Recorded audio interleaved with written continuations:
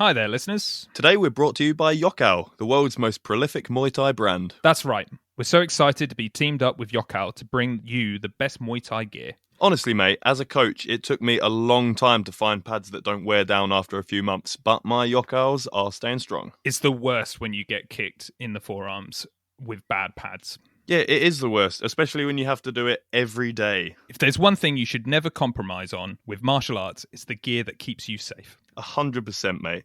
And Yokkao has the absolute best quality of training gear, gloves, shorts, and clothes as well. Not only that, it's the best value for the quality of the equipment too. Also, Yokkao are offering you 10% off any purchase by using code CombatCasuals10 at the checkout. That's Combat Casuals 10 with no spaces. Get yourself some top quality Muay Thai gear and save some cash.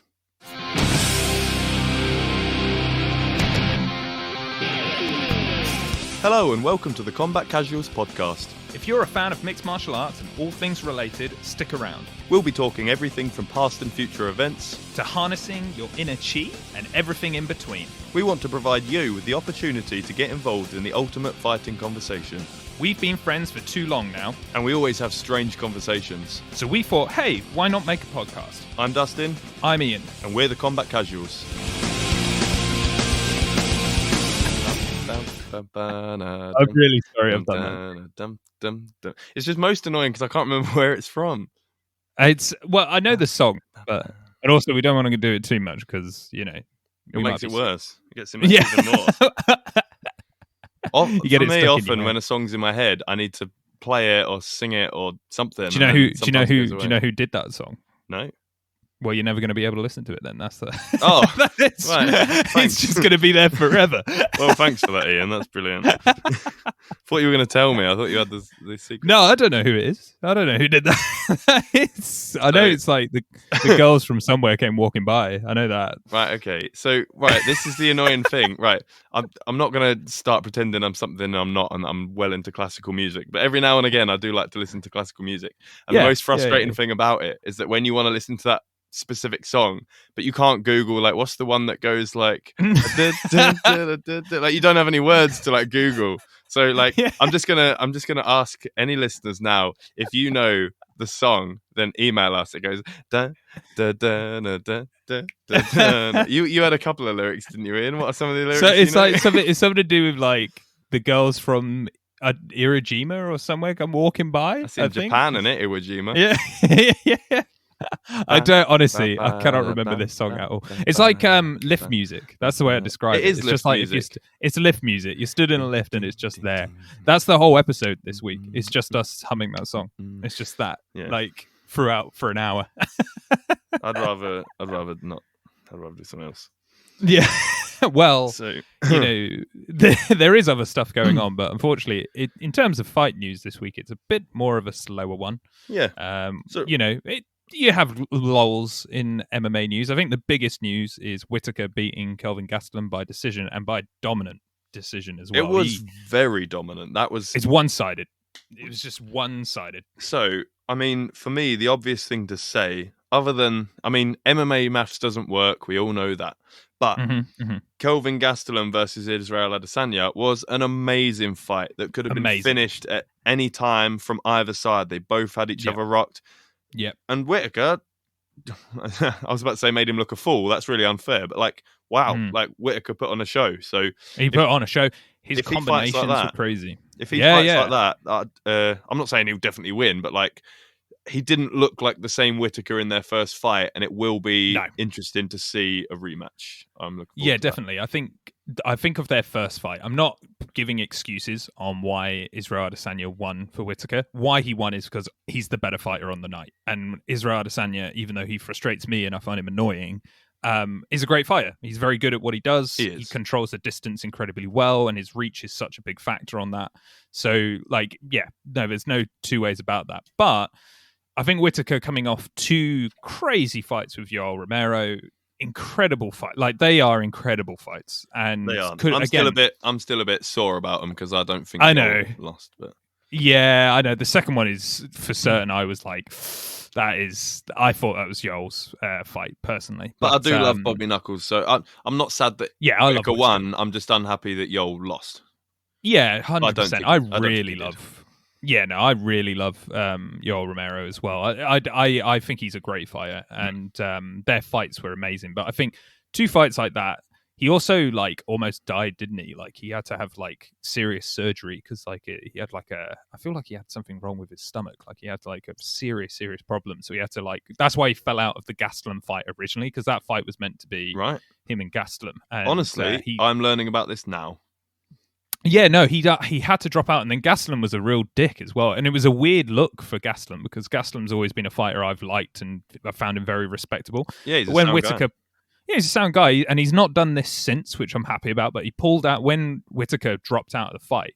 He was at a fight night, I think, and he was seen the whole time like carrying around a belt and being like, I'm actually the middleweight champion now, because like in wrestling, if you don't turn up for a fight, the opponent wins and I'm actually the champion. Oh, and, I remember that. Yeah, and I he was carrying around. he was carrying around Henry Cejudo's belt, which was really weird. I remember that. That's so random.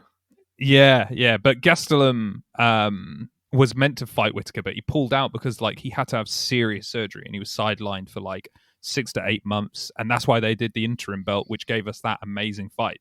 But you know, as you say, MMA maths is weird. It's a crazy one. But after watching him last night, the thing that stood out for me was not how good his striking was, because his striking was phenomenal. Yeah, it's always been good. It's always been good. It's the fact he was taking Gastelum down. That's the crazy which isn't thing. An easy job. No, not at all. That's like his main tool. Yeah. And to take him down, crazy impressive performance from Whittaker. And I think, I don't know, I hope Whittaker wins in the rematch. I would probably put money on him. I like him. I like him a lot. Well, he's going to be the underdog, and he's going to be worth your bet, definitely. I'd put money on Whittaker. I'm not saying he's definitely going to win, obviously, but that's where my money's going, and that's where my heart's going, man. I'm desperate. Yeah. Definitely, man. I'm not Izzy's biggest fan. Like, yeah, he's a great fighter. I like watching him, but I just don't like his attitude. Nah, he's childish, man. And I think and that's not to say like childish is in like his entertainments and the things he likes, because I know he obviously really likes anime and things like that. And you know, I know lots of people I like anime, but it's the fact like when he's talking, like it's not cringe, because like I know Henry Cejudo is like the king of cringe. Yeah, exactly. It's more just like, what are you talking about? It's like when after he beat Costa and he like kind of like gestured on him, didn't he? Like thrusted into him. Weird that. I was like, why are you doing that? Who's that for? Like, you're not going to win fans by doing that. Yeah, like, I always you just come across as a dick. After you've won the fight, Just leave it there. You won. Yeah, you know, you're the better man. That says everything it needs to say. Like, you don't need to act that way. Exactly. You literally don't need to do anything. Similar to like Michael Venom Page in Bellator, like when he remember when he dented that guy's skull, but then like it's like, well, that was an amazing knockout, and obviously he probably didn't mean to dent his skull, like a really serious injury, but he put on a Pokemon hat and threw a Pokeball at him, didn't he? Yeah. And I'm like, that's incredibly disrespectful. Like, I don't know. It's just like, you know, and what kind of fan are you looking for? Like, are you looking for just like stupid little casual teenagers, or do you want people who actually admire the sport to like you? I don't know. Well, it's an interesting one, that as well, talking about like unsportsmanship behavior, because you may not be aware. Oh, sorry, this is a bit of a curveball on news for this fight card, but there was meant to be a different co-main event. It was meant to be Jeremy Stephens versus Drakkar Klose. Yeah, that's right. But Jeremy Stephens pushed him at the weigh-in. And because obviously when you're dehydrated, a lot of people being like, oh, he was looking for an excuse to get out of the fight. But I 100% believe Klose. At the weigh-ins, when he pushed him, you can see his head kind of does a whiplash motion. Right. And it caused him to have concussion. And he started like vomiting like really badly afterwards, and he had to be taken to hospital. Yeah. And I'm just like, to Jeremy Stephens, I think Jeremy Stephens is going to get in a lot of trouble for that, because he took off possibly an exciting fight on a card which I think could have been a great fight. I mean, Jeremy Stephens always has great fights. The thing that I don't know, like sometimes that pushing around and that is just for show, and it's just to sell pay-per-views. But like at the end of the day, you're not fighting at that point, so it's assault. No. It's just assault. Do you know what I mean? It's like you've just attacked somebody. Like, just because you're allowed to fight later doesn't mean you can just assault them on the stage. Does that mean just because, you know, they're fighting the next day, can he go round to his house and knock on his door and push him? Like, no. Like, anywhere outside of the cage, keep your hands off Yeah, of no, him. I don't know. agree. Yeah, I agree. And I'm just kind of like, no matter what happened between Jeremy Stevens and Drakkar, like, I can't believe it's bad enough that you want to beat the shit out of this guy right there and then. Innit? Like, no matter what somebody says. So why, you're going into a ring with him in like less than 24 hours. Exactly. Why don't you just wait to fight him? Even if you really hate him, you're literally about to get paid to hit somebody you apparently dislike. So why are you doing that? Why? Yeah, now you've just spoiled your chances at a payday. Yeah, I actually think they're going to stop doing those close face-ups because of that. Because like weight cutting is, we talked about it last week. Weight cutting is a big, it's a big conversation in martial arts. Some people are okay with it, some people aren't. I understand both perspectives on it.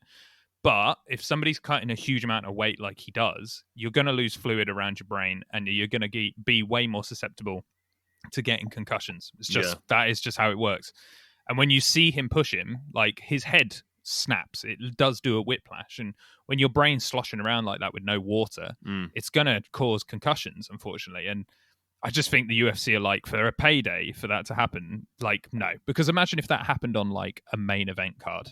Imagine if somebody got like on a big card, like a UFC numbered event. That sounds really harsh, but saying, oh, at least it was only Jeremy Stevens in close. It was only Jeremy Stevens. Yeah, it's true. Well, you would have thought that those really close face-to-face face-offs, you said the word face too much, but you would have thought that they'd be like cancelled during COVID anyway. Like, so it's strange. Yeah. I don't know, but I get it. It's a good photo op and whatever. Like, I do understand it. Yeah, don't get me wrong. Like a traditional thing, but it's a traditional thing. It's not too much to ask to say hands off. Like, they should just put a rule in of like, don't fucking touch the other person, like in the weigh-in, or even like, or we'll take 10% of your purse, or like anything. Yeah, like, just don't touch the person. I think that's. I don't think don't touch him.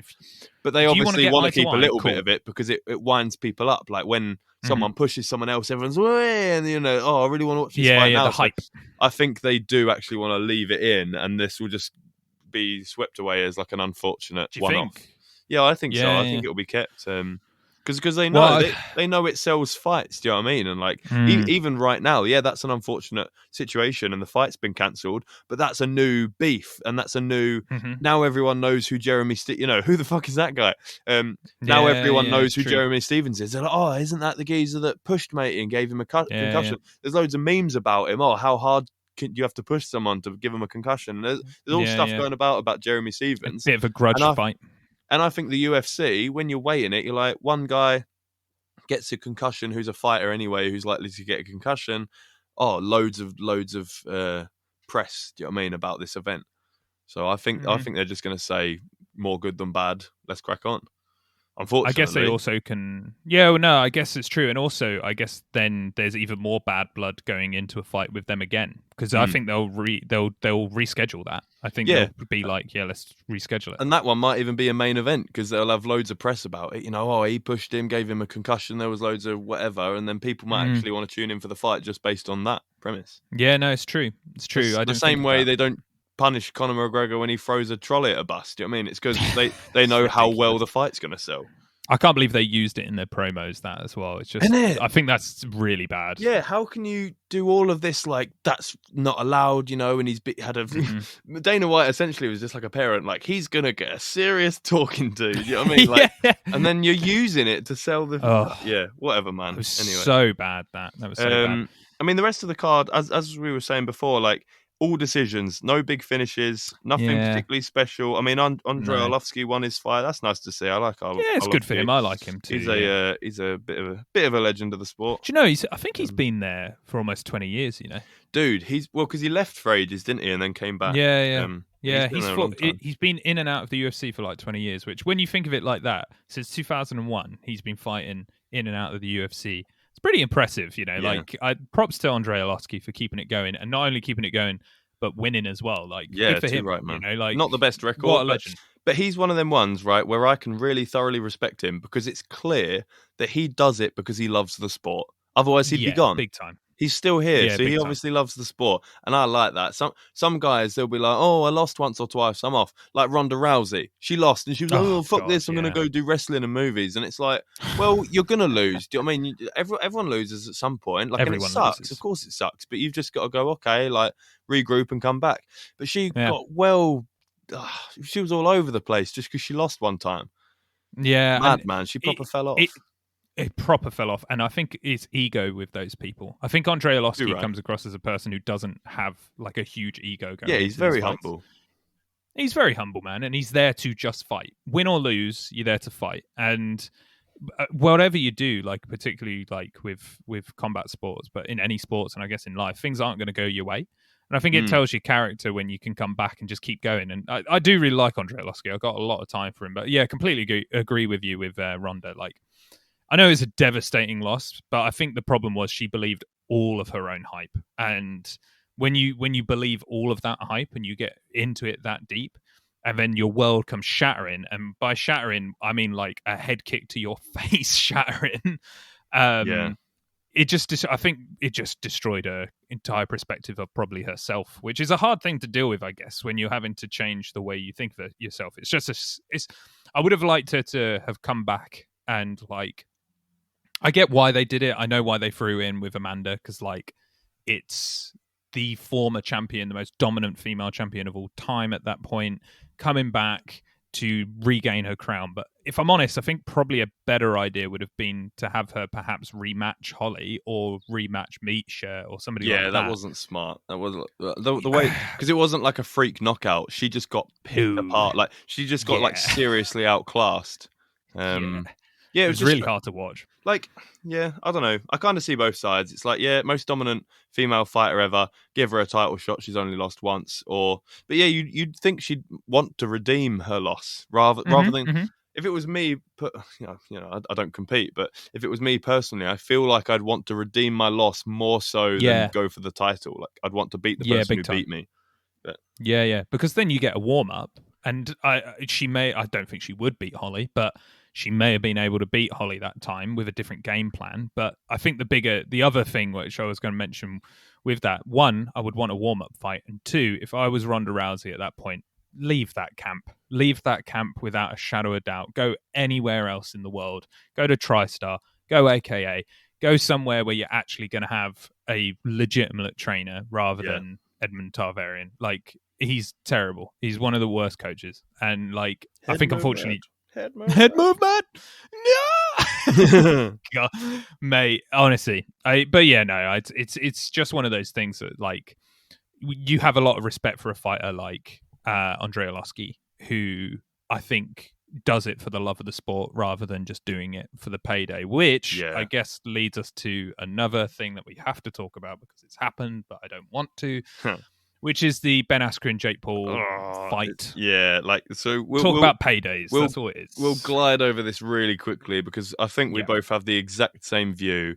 That it's like, what a fucking nonsense! Like, a guy that definitely isn't a boxer calls out the only MMA fighter that definitely isn't a boxer. Like, has I mean, Damian Maia. Like, I can't think of a fighter with less boxing than Ben Askren. Like an MMA fighter. He is the worst striker in MMA that I know of. He is. I'm not taking the piss. It's like I genuinely can't think of someone with a lower striking ability in UFC or Bellator. I don't know. So just what a nonsense, man. And then just the size difference. You see him squaring up, and it's like Jake Paul is like head and shoulders above him, and Ben Askren looks like shit. Like he looks like a barbecue dad, like coming in. But what are you this doing? Is this a thing, right? And that's why I said payday. Afterwards, Ben Askren, like, I've got time for Ben Askren more than yourself. Like, I've liked Ben Askren. And I think even when he was in the UFC, I did want him to do well. Obviously, that didn't happen. But I wanted him to do well because, much like we've talked about before, legitimizing other promotions is something I want. So with one coming in from one or from Bellator, I want them to do well. So it's like, no, they've got really good fighters over there. And I don't dislike Ben Askren. I know some people find him really irritating, and that's fair. Like, I don't think he's somebody who everybody should like. He's not like a Mighty Mouse or a GSP who are just like legitimately nice people. He is annoying, I get it. But like, he clearly just did this to get paid. Like, his last fight in the UFC. Yeah, I mean, to comparative, in the UFC, Ben Askren, who I consider a big name at the point when he came into the UFC, 2-time world champion in Bellator and one championship, never defeated. He earned $250,000. He fights Jake Paul, he gets double that. It's 500,000 for showing up. I don't know what else he got paid, but he got 500,000 for turning up. And for me, I just find the whole thing just like a complete waste of time. It just like, shows you what a fucking shit show the whole thing is, man. Yeah. What, like, a completely ridiculous, uneven pay. Like, Jake Paul got paid more than Ben Askren as well. And it's like, well, one of them is a professional fighter and the other's just some fucking geezer. Like, some dude who's, who, from all accounts, is a bit of a knob. And like, oh my God. Did you see the shit with him about CTE? Oh, saying he's got concussion already? Not concussions, yeah. So he basically said, he's been for brains, because he said he's worried about his health and his mental health, and he's been for brain scans, and that he's showing early signs of CTE. So, okay, so good segue. So, our next episode will be featuring McDojo Life, which we're buzzing about. We're really excited to have him on the show. Buzzing. So, I don't know if you saw it, Ian. He shared the video of Jake Paul saying, I had a brain scan and I was showing early signs of CTE. But then he follows the video with countless doctors and different people saying CTE cannot be diagnosed until after death. Yeah, I was about to say, that's like the whole point of like, so I know I've looked into that a bit myself, but not for myself with concussions, because I don't do a striking sport. But I find the whole O.J. Simpson case really interesting. And there's a theory that O.J. Simpson suffered extreme levels of CTE damage due to like his college football and professional football career. And that's what changed his behavior. We'll never know. But people have said, though, we'll never know until O.J. Simpson dies. We'll never know until he dies. And which is why it's so funny. Because the thing that wound me up the most is that, right, so you might even know about this, Ian. There's some absolutely fucking ridiculous people out there who like mash up their own ears. Like, I've seen videos of people like trying to get their ear flat on a table and like getting their friends to like hit them with hammers and stuff to develop cauliflower ear, right? So that they look like a grappler, and so that they're accepted into the grappling community. So Jake Paul, I mean, it's the opinion of men. It's the opinion of many and myself that Jake Paul is just trying to say about CTE to get some kind of clout with the boxing and MMA communities. Do you know what I mean? Like, I'm one of you type thing, which is actually extremely disrespectful and a really stupid thing to say, because some people are actually having this. Because I don't know, man, if you were going to make up some bullshit, wouldn't you Google it first? You know, like just a quick Google of CTE can't be diagnosed until post-mortem. And he's like, maybe I shouldn't say, I don't know, man. Interesting. I'm just going to theorize here. I can't believe we're talking about that piece of shit, but I'm going to theorize here. And this is just me being thrown out a theory. So if it's not right, then, call me a piece of shit, email in and be like, Ian, stop talking about Jake Paul, I love him. And then I'll be like, stop listening to us, you're a piece of shit. But no, okay. 3 days. So before he said that, so I've just Googled this whilst you were chatting. He got accused of sexual assault like 3 or 4 days ago. I've seen this, yeah. He got accused by another YouTuber who I don't know fucking anything about this shit, and I don't want to know anything about this shit. And it annoys me that I do have to talk about it because he's doing boxing. Agreed. But now he's saying, I've got signs of CTE, which something that happens in CTE. And obviously, you don't become like molesting people and shit, but you do change behavior. There's been like signs of aggression growing in people. Hence the discussion we just said about O.J. Simpson. There is a theory that his behavior, where he killed his ex-wife, allegedly, just a disclaimer, is because he has like multiple concussions and CTE damage. Yeah. So I'm just saying that I think you're probably right with the boxing, that he wants to be more accepted in the boxing community, and that's incredibly offensive, as you say. Yeah. But another part of me, and the part of my brain that's kind of like perhaps thinks he's a piece of shit, and like he is he's had this accusation thrown at him. He can then go, I've got CTE. I've got that. That's why my behavior's like this, because I've got signs of it. And it's kind of like deflecting what he's done, because he's not addressed that. Yeah, and he's not addressed that accusation yet. from what I understand. I've not seen anything, but I don't follow him. Do you know what I mean? I don't follow either. I just not involved. saw in the post-fight like interviews, there's apparently he can't like fight for a bit because of what's going on. So we might for a while not hear from Jake Paul, which will be great. That'd be brilliant, yeah.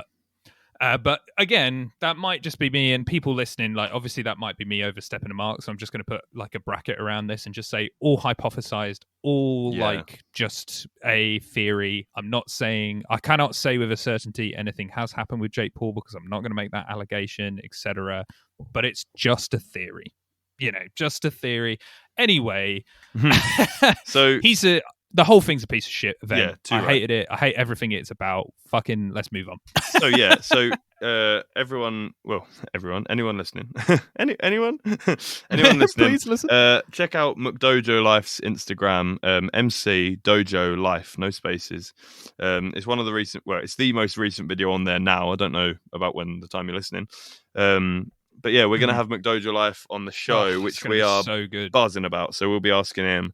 I mean, we'll probably bring up that video. I want to hear his opinions on CTE in that video. That would be interesting because I was reading through it's just ridiculous. I was reading through the comments, and he had a couple of back and forwards with a few people who were trying to defend Jake Paul, and so that'll be fun to talk to him about. But I think a nice thing to talk about now would be a couple of the kind of the progress of the Bellator. Actual fighting. Actual fighting. And how that's people going. I like. Obviously, we've got Yoel and Rumble coming up, but first let's briefly go over what has already taken place. So obviously Ryan Bader took care of Machida by decision. We had, and then it was the other day, wasn't it? Was it last night? It was Anderson. I think it was. Or was it Friday night? A couple of nights ago. Yeah, it was Friday night. Yeah, I think it was Friday. Oh, it doesn't actually matter. I could say last night because nobody knows when we're recording. Oh yeah. So I could just say it was definitely it was definitely last night. Edit this in, and we'll go with we'll just pause and go. It was this day. yeah. On the evening of April 12th. So Corey Anderson, impressive TKO, and Vadim Nemkov. So that's a cool one because obviously Nemkov already has a head kick, like TKO victory over Ryan Bader. Brutal. Yeah. And then, so I'm really excited for Rumble Romero, man. Oh my days. So I saw on your Instagram page, everybody, just a quick plug there, go follow Dustin on DNA Fitness. No, man, DNA MMA. Oh, DNA sorry. DNA.MMA. I'll plug myself here and you're shit. That was awful. What a terrible friend I am. I'm like, am I following the wrong person then? Is that what I've been doing for years? I've been promoting this page. I'm sorry, man. Dude. Yeah, no. All good, man. But on your page, go follow it anyway. There's amazing advice on there. Thanks, man. DNA.MMA. You can find me, guys. And you put up a poll on there on who you think people think's going to win. And I said Rumble, but I think most people actually put Yoel Romero. Is that right? It was right, but I just think that's purely because more people know who he is. Rumble was in the UFC for less time, and it was a while ago, so current fans are more likely to know who Yoel is than Rumble, and I think that's more how it goes.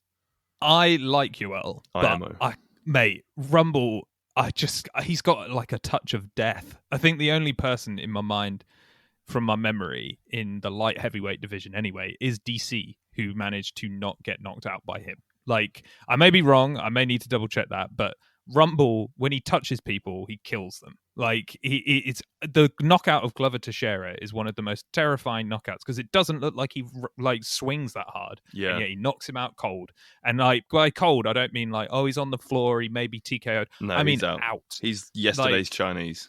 Yeah, he's just gone. Like, yeah. And I do like Yoel, and Yoel's a really like cool fighter, and he's very exciting, and like he's crazy to watch sometimes. And I think those fights with Whittaker did take a toll on him. But will Rumble be rusty? That's the question. Will he be rusty, mate? Also, will all the power lifting he's done, how will that affect his fighting as well? Yeah, because something he always was fast. Yeah, and he's not going to be as quick. And then, Yoel, tell me if I'm wrong. Have we ever seen Yoel Romero rocked? I don't think we have. Not that I can remember. He's been hit hard. I don't ever remember him being wobbly. Like, how hard do you have to hit this dude to put him down? Mm-hmm. Like, I know Also, Rumble can hit hard, but Christ. He can hit hard, man. The question I think is as well, like, Yoel is coming up to light heavyweight. This is a different weight division for him. Like, a weight division that I think he probably could fight at anyway in the UFC. And I think the reason he probably didn't is, from what I understand, is him and John Jones are actually friends. But, which, I mean, cool. But I'm like, you know, I think it's going to be a different weight for him. It's a different promotion as well. That may be a factor coming into a new ring. You know, it's going to be different for him, a different stage. I think this is going to have fans as well for the first time in a while, which is going to be interesting as well. Right. Okay. So is this all going to play a factor for Yoel? Is it going to play a factor for Rumble? Is the size difference going to be a factor? Because, you know, we have seen fighters go up, like Whittaker, to a higher weight class and do better. You know, and I find Yoel as a light heavyweight really interesting because he killed himself to get to middleweight. Weight. I think we're going to see a better Yoel Romero at light heavyweight than we ever did at middle. I think he's going to outperform. Yeah. So the only thing I'm worried about with this fight is we've consistently seen Yoel Romero have quite slow fights, especially in later rounds, because he gets tired quickly. And Rumble not only hasn't fought in a long time, but has put on a lot of size. I'm very concerned that we're going to have like a Francis Ngannou, Derek Lewis situation. No. Mate, honestly, I knew you were going to say that. Well, this fight has potential to be amazing, but it also has potential for both men to be a bit like, oh, this guy hits hard, better keep my distance. And then the other guy's like, agreed, better keep my distance. And then better keep my distance. Very limited engagement. So I don't know, man. I guess we can only hope on Rumble's past fights, barring the DC fights, that he comes out and batters people. Like, and I don't know why. As a Rumble fan, I like Rumble a lot. You do like Rumble a lot. Do you like Rumble to win? Is he your? Yes, is that what your heart's saying? That's my heart pick as well. I want Rumble. I also want it to be like, fuck you, UFC, for like not bringing Rumble back. That's what I wanted. Yeah, I get you, man. Yeah, I don't understand why he's not in the UFC. I'm like, it's fucking Rumble Johnson, man. It's the guy. It's like the guy. And I'm like, fuck, why have you not brought this guy back? He's probably, other than Francis Ngannou, he's the only other guy I can think of who's that terrifying as a striker. And that fight is insane. That was a fight that was discussed at one point. Him versus Ngannou. That would have been a nuts fight, or it could have been like a Derek Lewis fight. Yeah, that's often the way it goes with big strikers, especially when they get bigger. Like when you have power strikers that are smaller guys, they keep the pace up. But when you get these big dudes who like are really concerned about conserving their energy, that's when you start getting difficult fights. I find it weird though that the brackets, just going to the whole Grand Prix for a second, I find it strange that they've put... I mean, it's a crazy fight, and I'm really happy they're doing it, but I'm kind of, like, confused why they've done it the way they have. Because, like, if it was me, Bellator, wanting to make money and wanting to make people to buy pay-per-views, obviously Rumble versus Romero is going to be a big deal. People are going to tune in for that. Cool. But wouldn't you want to try and maneuver that to be maybe the belt fight? Wouldn't you try and be like, right, let's put, Yoel against, say, I don't know, Machida, because he's already destroyed him. So maybe you could do that and then put Rumble against Corey Anderson, because I don't want to be mean to Corey Anderson. He's a great fighter, probably one of the best light heavyweights around, but he's not got the best chin. You know, Jan Blachowicz has just knocked him out. Yeah. Perhaps you want to put against a big puncher like Rumble against Corey Anderson to try and maneuver that in a way that's beneficial, because that side, I'm not going to lie, the side with Rumble and Romero, if I put them, whoever gets through, I don't think they're going to beat. I can't pronounce his name. Nemkov. How do you say his name? Vadim Nemkov. What, you don't think Rumble or Romero would beat Nemkov? No, I think he's like. I actually think he's one of the best light heavyweights in the world. Yeah, he is. He is brilliant. Yeah, I think. Well, there you go. That answers your question. Then you're saying, would you not push to have that as the final? Well, setting it as anything but the introductory fight runs a very, very high risk of the fight never happening. That's actually a good point. Well, shut me up already. Yoel Romero, Yoel Romero, is he 40, 44 or 40?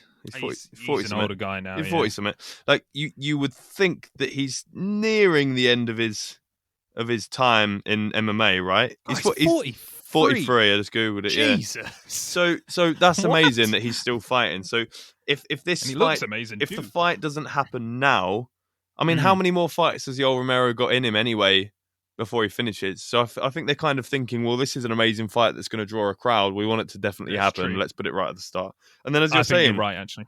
If you don't think if either of them can beat Nemkov, well, then it's definitely not going to happen in the final. So you might be able to aim for it for the semi. But mate, this whole roster is killers. Like the only one I don't know is the one that Corey Anderson beat the other day, Yagshim Yeah, however you pronounce that. Yagshim I'm not as. I don't know. I don't know him. Like I can't even guess. Do you know what I mean? I haven't seen any of his fights. Nope. I know all of the others. All killers, man. I mean, I know Machida's passed it a little bit, but you can never count him out. Still a fantastic striker. Bader's doing amazing. Corey Anderson was at the height of his game when he left the UFC. Nemkov, killer. Really good. Phil Davis has got some great striking. He's a great fighter. Rumble's obviously the biggest puncher I've ever fucking seen outside of the heavyweight. And Yoel Romero's Yoel Romero. Yeah. I love you, man. I love you, man. Not forget Jesus. Oh, mate, that was a brutal misinterpretation. Anyone who doesn't know, at the end of one of Yoel Romero's wins, everyone thought he said no for gay Jesus, but he actually said no forget Jesus. And also, his English. That was hilarious. He has terrible English. Like at that point, his English has improved a lot. This was like his second fight in the UFC or something. Yeah, it was early. And like. Bless him. Yeah, man. and he was like shouting something like, "America, what happened to you? Don't forget Jesus." And everyone was like, "Don't forget Jesus." What the hell are you talking about? And it was like, man. What a geezer. Everyone briefly hated him for that, didn't they? Yeah. Man. They did. I really liked him. I love him, man. He's a geezer. One of my favourite videos still is his call out for Michael Bisping. Oh, it's hilarious. Anyone who hasn't seen it, just go on YouTube, and if you just search Yoel Romero, Michael Bisping, you'll see Yoel Romero's call out. It's so funny, man. Well, to be fair, it's pretty scary. I wouldn't want to be Michael Bisping. Well, I don't want to say, like, obviously things happened in a way that made me happy as a GSP fan, but what I will say is that Michael Bisping, although I don't hate him as a person, you were terrified of Yoel Romero. Of course he was, man. Of course he was. You ran away as fast as you could. My days, man. You don't want to fight. Even if you've seen him lose and you know how to do it, it's like all you got to do is watch that Luke Rockhold fight and think, nope, nope, God. Oh my god! Or the Weidman. Nope. Oh my god! Nope. Nope. Because arguably Weidman was winning that fight, and then bang, out of nowhere, Yoel Romero turns him into a human, turns himself into a rocket. Yeah, but mate, that Luke Rockhold one is like, wow, man! Like, I've never seen anyone get hit that hard, that clean. No, like he hit him. The thing is that he didn't knock him down. He punched him so hard that his feet came forward, like he turned him on a pivot. Like, mate, I've never seen anyone get punched so hard that they literally fall to the ground, like punch to the then the head, and then the uppercut, punch to the head. Oh my! The uppercut after he went against the cage, took his head. Oh, disgusting. Anyway, that's another good one to look up, guys, on YouTube. Yoel Romero. Just basically, Yoel Romero is a fucking bad man. He's like, he absolutely destroys people, and that's why that fight's going to be crazy, because Rumble versus Romero is just like, mate, fireworks. I really don't think it will be like Lewis and Ngannou, just because I think, you had a point. You had Ngannou psychologically completely broken from the first Stipe fight. Yeah. You had Derek Lewis nursing an injury. I just think that was a perfect storm. People on paper went, "Oh, it's going to be amazing. Oh my god." Yeah. But just, it was a perfect storm for a bad fight. Whereas, that's true, man. I mean, you're right. Behind the stage, like, Rumble's going to be wanting to come back with a blast. Like, he's coming back, and people we've wanted him. I never wanted him to leave. Like, and then you've got Romero coming from the UFC. He's being cut, basically left, and like, it didn't end well there, I guess, with the Adesanya fight, which I don't understand why people were giving him so much hate over that fight. Everybody kind of blamed him for that fight, but it takes two people to tango, and I think back to one of the fights I compare that to was actually Anderson Silva versus Damian Maia, a grappler wanting to engage with a striker. Anderson Silva moved away, he was dancing around, and people were really angry with Anderson after that fight. But it's like, what else is he going to do? Do you know what I mean? You don't want to get taken down with one of the best jiu-jitsu guys ever. Ever. Yeah.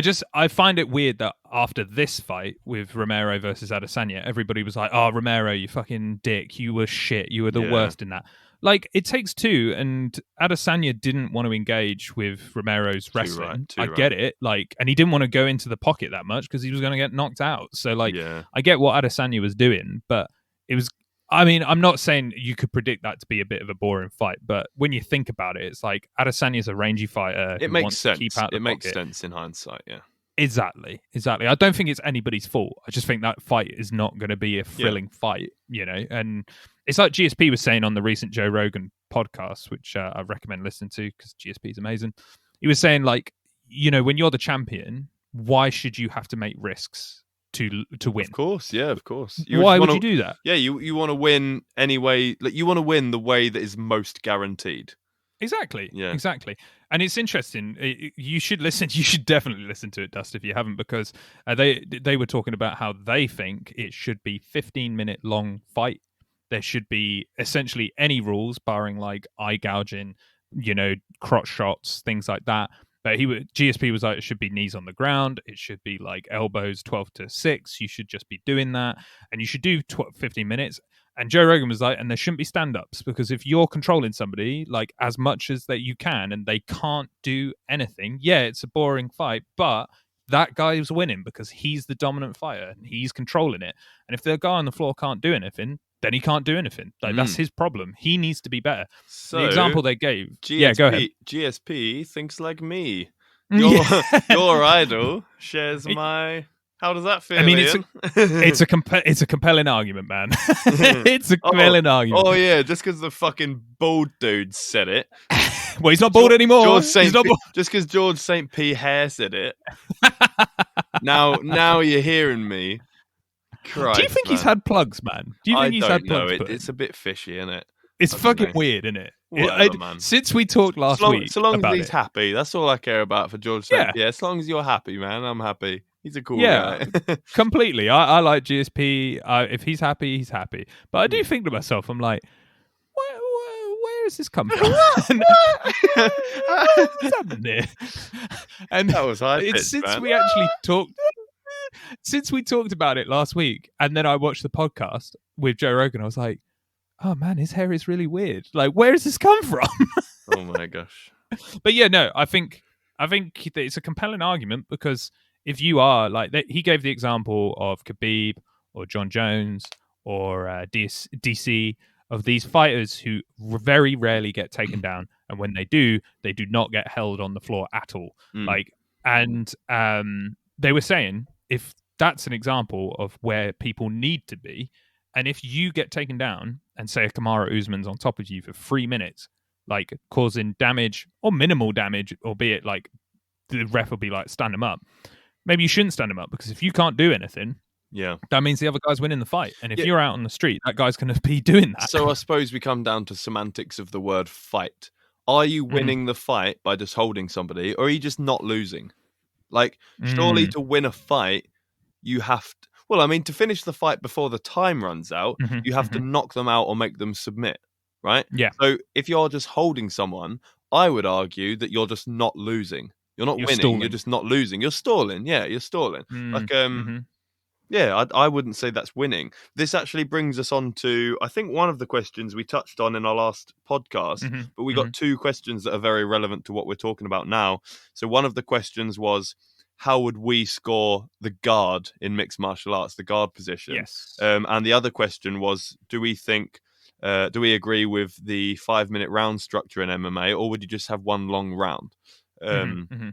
So yeah, go on. So you start with what do you think about scoring the guard, Ian, as a jiu-jitsu man?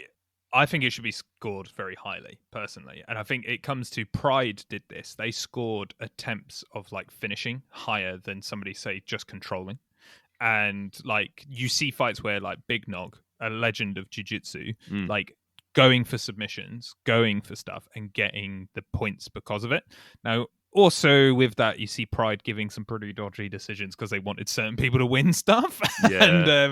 And Pride being as dodgy as it gets, that stuff did happen. But I do think the guard should be really like scored, and I think the scoring should be like changed to be focused on whether you're like trying to finish, whether it's the guard, whether it's you're on top, whether you're against the fence. If you're in that clinch game and you're holding somebody, if you're trying to get a submission on them and you're trying to cause damage on them, that's what's crucial. Now, I do think we see that, or at least we're seeing a change towards that, but it's more up to the judge's interpretation at the moment because of how the rules are worded. Yeah. So you will see weird decisions come where you're like, well, that guy was just holding him, whereas the other guy like rocked him a couple of times. Why is this happening the way it is? And it's kind of like, well, it's because they don't really look at finishing as like a focus. It's more control, ring control, time in dominant positions, etc.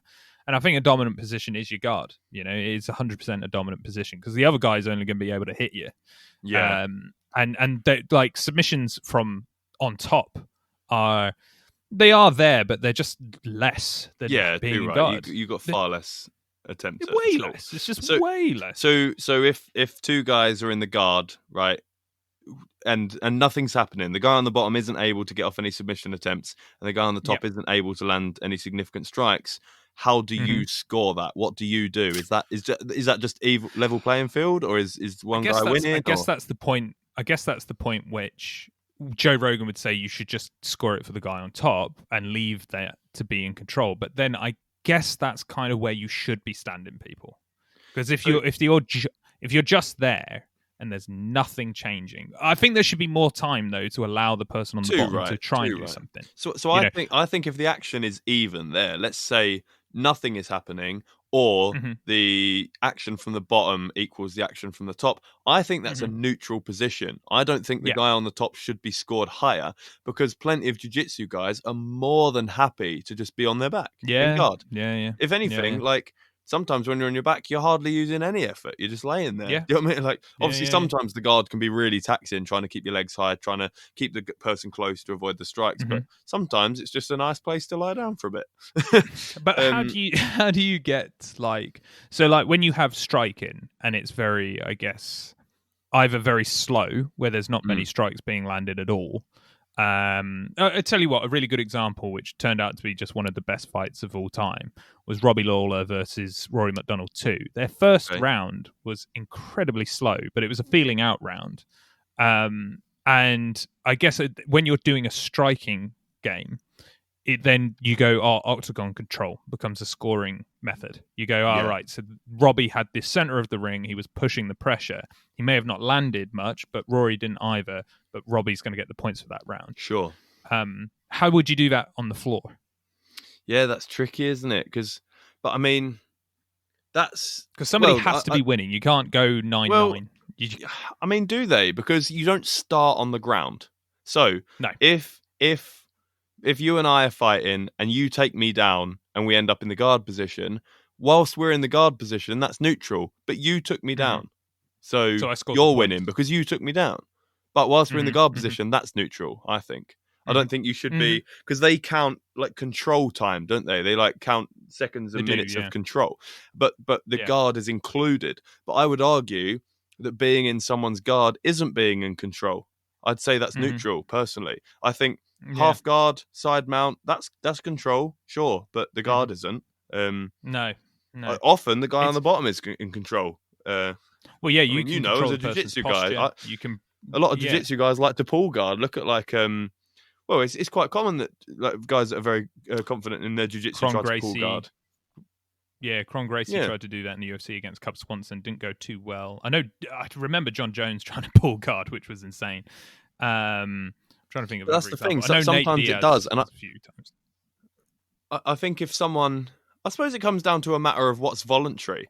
Like, but then how do you interpret that as a judge from outside the cage? Like, if someone pulls guard, right?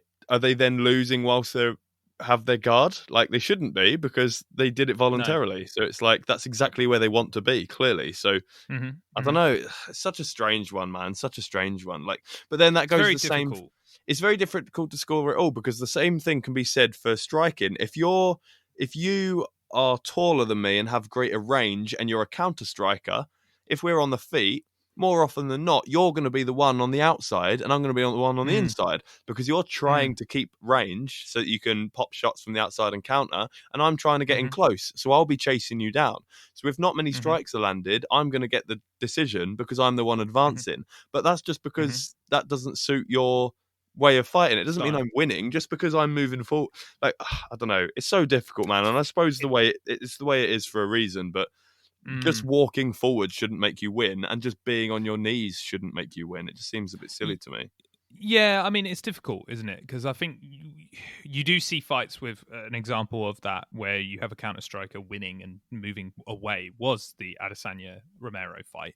Because Adesanya chose his shots, he popped him off, moved away, distance, was a smart counter striker against a very explosive, striker in Romero.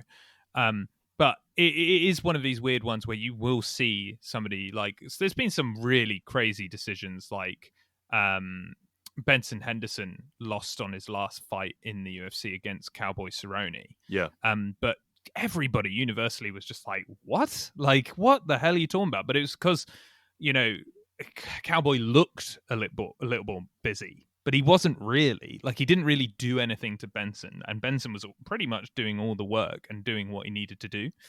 So you do have like these very weird decisions that you see. I want to say we're seeing less of them, but as we said last week, we are seeing weird scoring where we have like a lot of 10-8 rounds, which I'm just like, if that's a 10-8, like, he's been destroyed in that round and would not be able to, like, we're talking like the fight could be stopped. And we're seeing a lot of those recently, and I'm hoping that we see a reduction in that, because I don't know where that's coming from.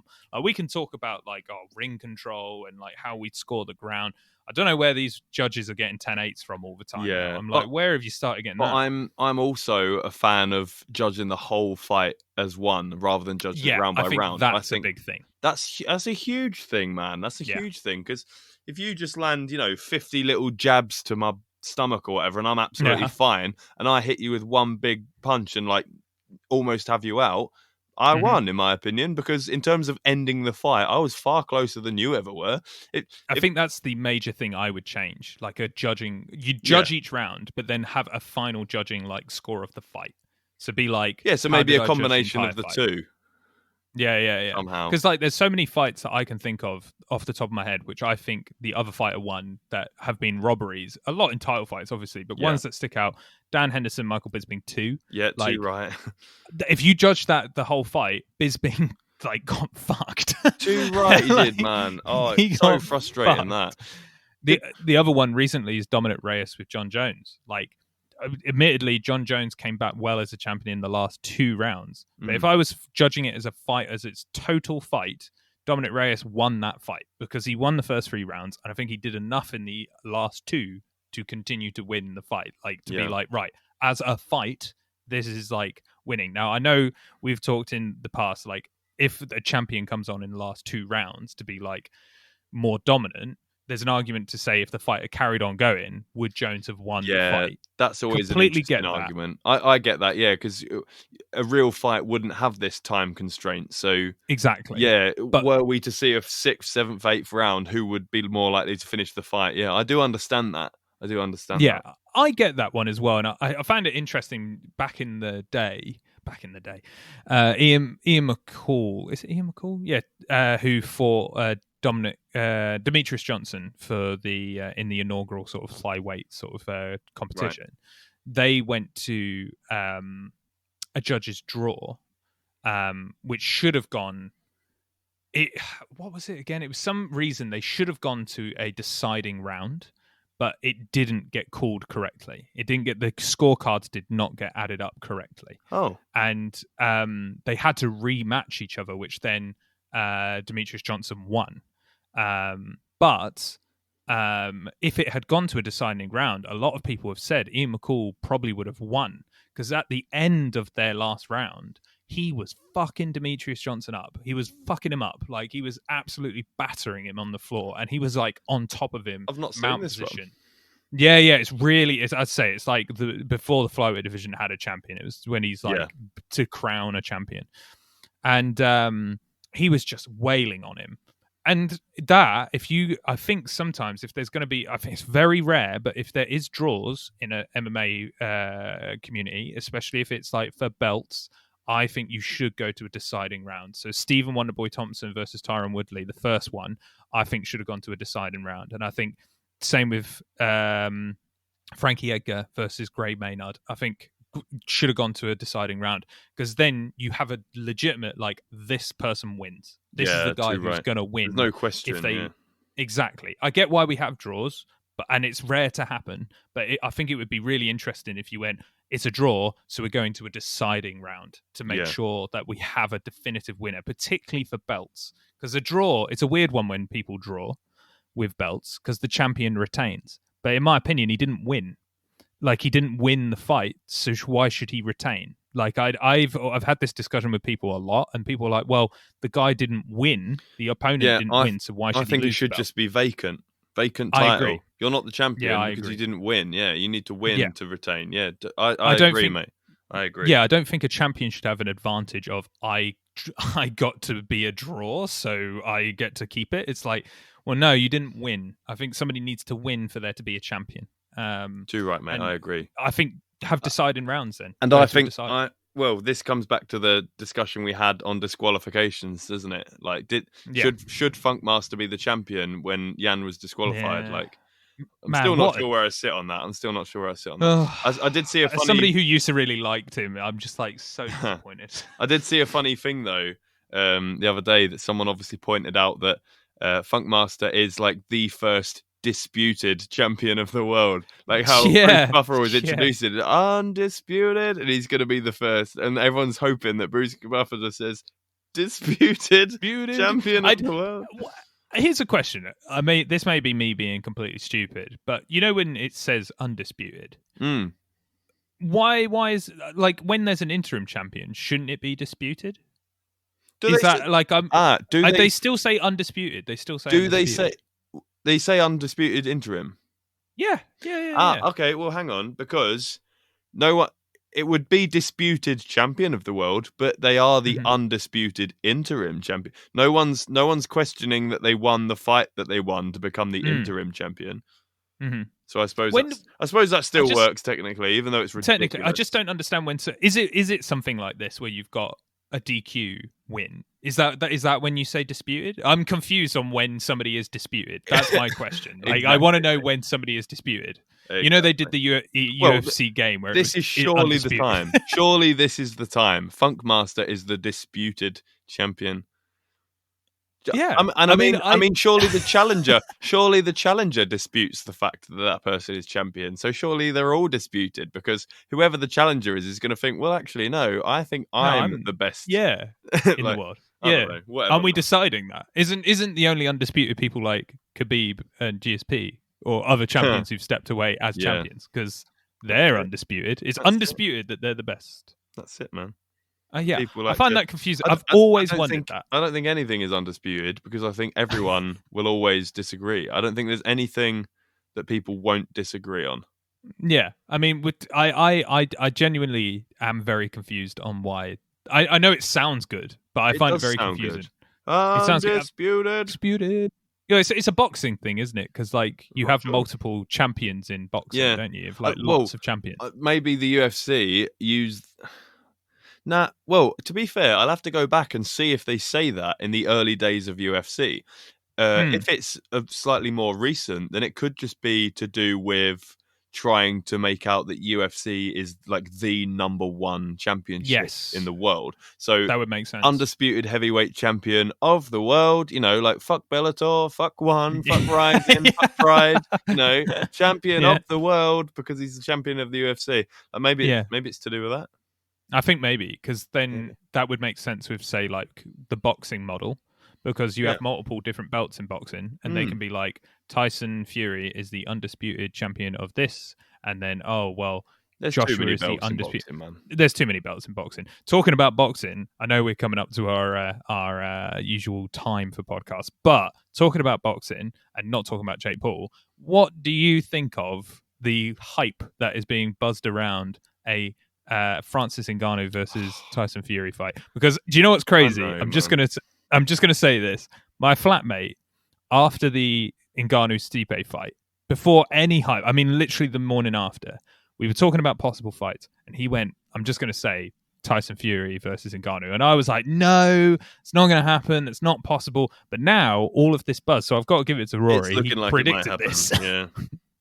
Yeah. Mate, I'll watch that. I definitely would watch that. Well, so here's how I think it will go. It will be Tyson Fury versus Wilder. Do you think? It'll just be, well, how are they different, really? Like, Ngannou... I think Ngannou probably hits harder. I don't know. Maybe.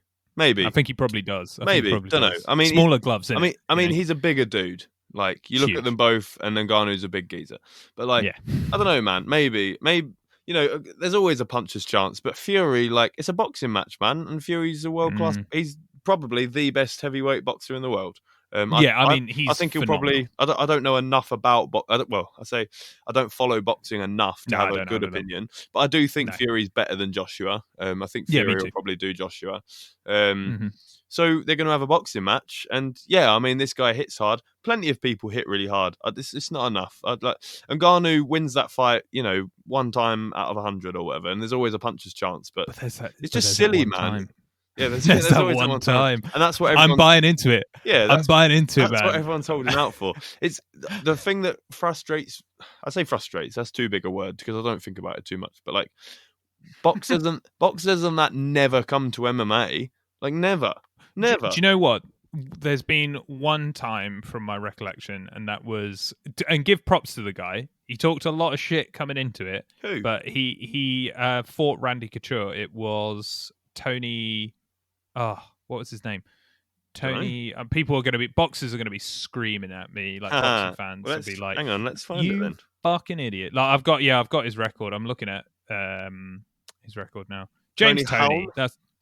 James Toney. So James Toney is legitimately like one of the best boxers of his generation. Like he's a really fucking good boxer. He came over to the UFC and was like, I'm going to go into MMA because like I'm legitimately like this amazing boxer. I'm going to prove boxing's better than MMA.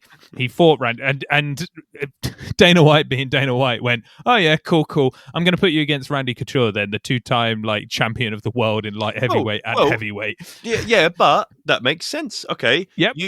You're the best boxer, and you think boxing is better than MMA. So the best boxer versus the best MMA fighter. Let's go. That's fair. Yeah, and if we're going to support James Toney's hypothesis, that's fair. Anyone else would be unfair. I agree. 1 round, 3 submission. minutes, submission arm triangle. Yeah, lovely. That's what you get. But it winds me up. So this is like an ongoing debate that I can't believe is a debate.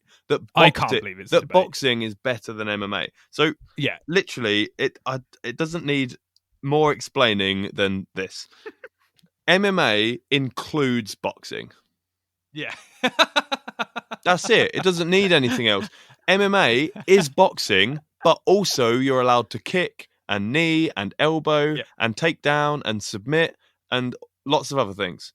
It would be as stupid as a discussion, in my opinion, as somebody saying, if somebody said to me, jiu-jitsu is better than MMA, I'd be like, no. And I do Brazilian jiu-jitsu. Literally.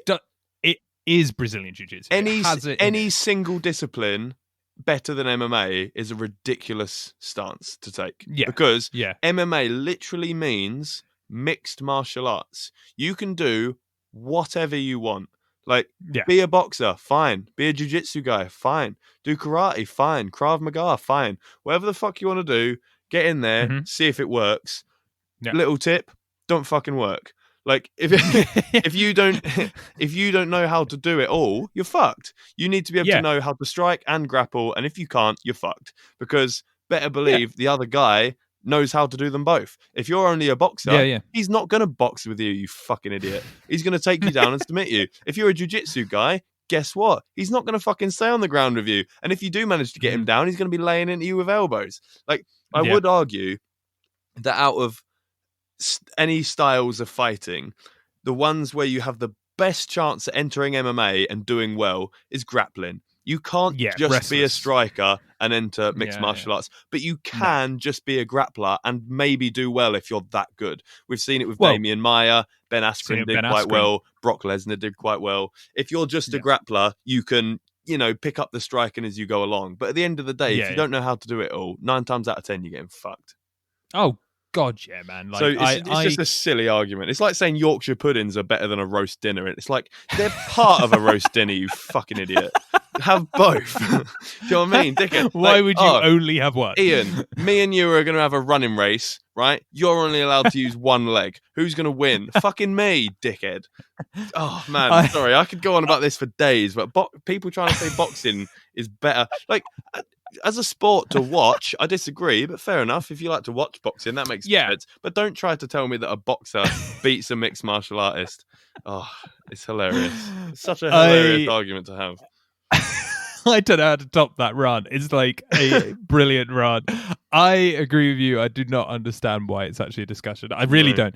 I get frustrated with people who say like, oh, boxing's an art, whereas MMA is like just brutal, and like I get fucked off with those people, but fine. You just want to watch people touch each other with giant gloves and then start hugging each other every few seconds. We can't diss boxing, man. Come on.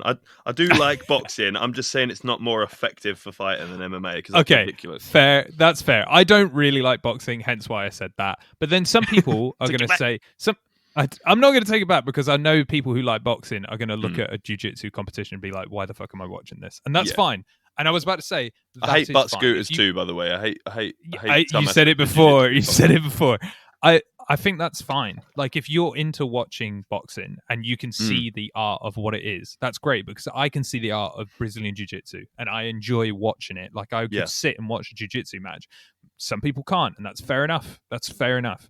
But to say that one is better than like MMA, and for some reason, boxing, I think it's because boxing is seen as the old like martial arts, and it's the old like sport, and it's like I think they see it as like MMA versus boxing, whereas in my head I'm like, it's just MMA, and boxing is like below. You could say, oh, what do you prefer to watch, MMA or jiu-jitsu, or not MMA, jiu-jitsu, boxing or jiu-jitsu, or taekwondo or boxing? Like, you can have those discussions because there is a fair comparison on do you enjoy watching a singular martial arts over watching the combination. But there just isn't a discussion over MMA, in my opinion, because it is all of them. You're watching everything together. So I purely mean in terms of effectiveness in combat. So I mean that too. In terms of watching it, I get it. If you don't know anything about grappling, then watching guys grapple is going to be really boring. And that and that's why we get a lot of guys stand them up. Yeah, I get definitely. it. So for watching, it's just when people try to say that it's more effective, and I just think that's ridiculous. And people actually try to argue that a boxer would beat a mixed martial artist in a fight, and I'm like, well, that's ridiculous. No. Obviously, everyone has a puncher's chance, and 1 times out of 100, the boxer will clip him maybe and knock him out. But 9 times out of 10, that's not going to happen. I think that happens though, and it frustrates me when you do see things, not linking it back to the shit show we had last night, but I'll talk more about McGregor versus Mayweather than that crap with Askren versus Paul. But when you have MMA fighters like McGregor talking about going over to boxing, like Ngannou talking about going over to boxing, apparently Tyron Woodley wants to box fucking Oscar De La Hoya, which I'm just like, why? What is going on? When you have that, I think it legitimizes the discussion of boxers being like, oh yeah, boxing is fundamentally better and we can beat MMA fighters. Yeah, because they're beating them at boxing. Have MMA. It's so annoying. Exactly. And I think MMA fighters should like make a point of going, well, McGregor's not because he wants to make money, but they should make a point of, if you want to fight me, you're going to have to come into my ring. Like Randy Couture did not go over to boxing. Exactly. Well, that's the annoying thing. You just said it. If you want to fight me, fight, right? If we want to have a fight, let's have a fight. And MMA is the closest thing to a fight, not a boxing match, a fight. And that's where it really winds me up. It's like, yeah, you beat him in a boxing match. Like it's so it's so silly. It winds me up. No, I agree with you, man. Yeah. I completely agree with you. It's I don't think we're going to top that rant. I'm not going to No, lie. it's the same as another debate I keep having recently about veganism. So just very quickly, because it's so similar. So I mean, we were strictly vegan for 4 months, maybe three or 4 months, and now we just eat like a very small amount of meat and animal products, because mainly for me it was because I was feeling very fatigued all the time. I was really noticing fair enough. struggling to get in not just protein, because obviously people will argue to the death that you can get plenty of protein as a vegan. The main thing is complete protein with all 9 amino acids. Yes. That's difficult to get as a vegan. Anyway, that's besides the point. So lots of vegans love to try and say that a vegan diet is better for you than a regular diet. Bollocks. There's that documentary, wasn't there? Well, Game Changers. But it's ridiculous, because a regular diet is the entirety of a vegan diet plus optional extras. How is it better? How is it better? It doesn't make any sense. As a meat eater, you can eat anything a vegan can eat plus optional extras. Like, it's ridiculous. Do you know what I mean? Like, there's shit food that's vegan and non-vegan. There's just shit food. You're just trying to say that perhaps a vegan diet is better than eating shit meat. And it's like, yeah, that's true, but you don't have to eat that meat. You can eat clean, healthy meat. Yeah, you can get like grass-fed. Like, that's a big one. I think this is actually, not to be like we shouldn't talk about this now, because I definitely would. But I actually think this is like a full podcast discussion. Topic for another episode. I agree. I really do, because I think that Game Changer documentary is an interesting documentary. I have watched it. However, I have not. I would recommend, that's what I think. Before we talk about it fully, watch the documentary. It is misleading. That's the thing I would say. Now, I don't want to go into it too much, because I don't want to get anything wrong, because I would rather come back with like some better research on it. But I am aware of some claims that are made in it that are just not accurate. And I've heard a lot about that documentary. It's not about the damage that like eating meat is doing to the environment, because there's lots of discussion about that as well. There's a whole other discussion about the environmental factors of eating meat, which is a whole other thing. It's more the discussion it has about the benefits of having a vegan diet for training, which I do think is misleading. Like, there's things in that I think are fundamentally misleading, because it doesn't talk about the amount of supplements, say, a vegan bodybuilder who they have in it has to be taking in comparison to, say, another bodybuilder. Now, supplements are a big part of training anyway. Like, people do have a large amount of supplements, but there are going to be differences between what they're having, and that will fundamentally be editing how they perform. Like, that's just the bottom line of it. That's why they take it. And it doesn't go into that as much. So it's basically presenting you as a viewer as this idea of, like, if you become a vegan, you're just going to fundamentally become a better athlete. But there's so many different discussions on it's horrible. What supplements are they taking? What training have they got? So this is something I say to people all the time, because, well, I mean, you know, the whole time that we were strict vegan, I didn't tell anyone. Do you know what I mean? Because I hate that aspect of it. I think, well, how often do you tell someone about what you're eating? You don't. Do you know what I mean? Like, when was the last time someone told you, "Hi, Ian, I eat meat"? They don't. So stop telling me that you don't eat meat. I was going to say, I think the only person I really talk about cooking with is my partner. That's the only person I'm like, oh yeah, I'm having this for dinner. So, but whenever this discussion comes up, this is something I always say, like, because people have often said, oh, you know, would you recommend it? And I almost always say no. I say no or yes if you have a nutritionist or some kind of professional who can help you, or you've done a lot of research. Because if you don't know anything about nutrition, there's a very real chance that you're malnourished. You're missing, maybe not missing, but your calcium intake will be reduced. Your vitamin B12 will be reduced. Your protein not only will be reduced, but won't be complete protein, which is more important than you realize it is. And a lot of people don't understand how to balance a vegan diet to make it well-rounded and healthy. They just think, oh, vegetables are good for me, and you know, that's good. And you know, vegans, shout out to you. I respect your ethic and your moral reasons for doing so. But if you don't know anything about nutrition, please find someone who does. So I wouldn't recommend a vegan diet to anyone who doesn't know what they're doing. Yeah, and I don't think when we do have this discussion, maybe that is a really good podcast down the line. I don't think I'm going to say anything like I fundamentally disagree with vegans. There's another documentary that came out recently called The Seaspiracy on I was just Netflix. about to say, if we do an episode on this, we'll both need to watch or rewatch Game Changers, Seaspiracy, and Cowspiracy. And then we can have a little. I think they're all coming from a good place. I get where they're coming from, but there is a lot of things about those documentaries that are problematic, and they're not like perfect. This is a really good discussion. We found We found another subject to talk about for another podcast. We'll include it in another episode, man. It'll be good. Yes, but whatever it is, please, if you are a vegan and you're like, oh, these guys eat meat, like I admit I eat a lot of meat. Like I'm not like yourself, Dustin, who has more vegan options and eats less meat. I eat like a lot of meat. Like I do that.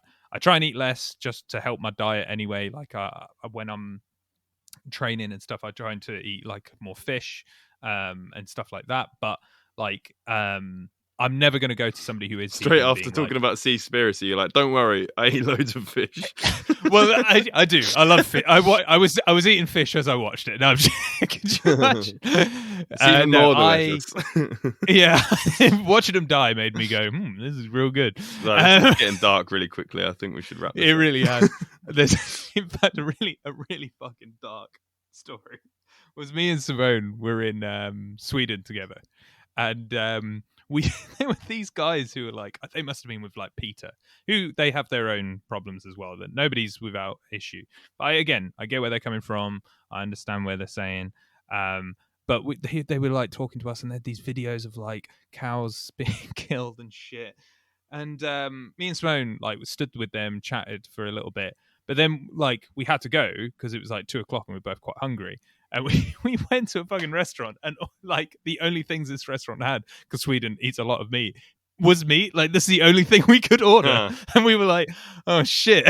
Like, we've just seen this video of these poor animals getting killed, and we just ate like cow and shit. Oh my god, man. I know, I felt awful. Like I was eating it going, oh, this is lovely, this is really delicious. Moo. While speaking of these videos. Yeah.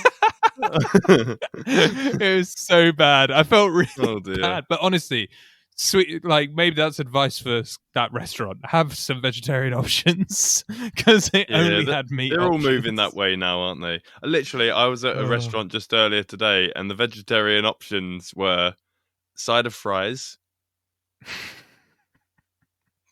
Oh, is that it? That was the end? That was the vegan option. Side of fries.